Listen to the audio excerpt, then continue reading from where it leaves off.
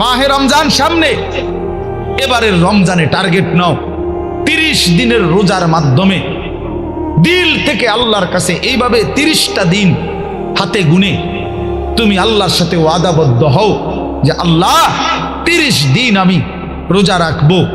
এবং যৌন চাহিদা, লজ্জাস্থানের চাহিদা, অশ্লীলতা, বেহায়াপনা, নর্তকী, নাচ গান, উলঙ্গ ছবি দেখা, নারীকে নিয়ে চিন্তা ভাবনা, মেয়েকে নিয়ে অশ্লীল চিন্তা ভাবনা, অবৈধ কোনো প্রেম সম্পর্ক, হারাম কোনো রিলেশন, এসব ত্যাগ করে বন্ধু 30টা দিন মনোযোগ দিয়া রোজা রাখো, তারাবি পড়ো, ইফতার করো, সাহারি করো, তাসবিহ পড়ো, তেলাওয়াত করো, কোনো আলেমে দ্বীনের সাথে উঠা বসা করো, ইমাম সাহেবের সাথে সম্পর্ক করো।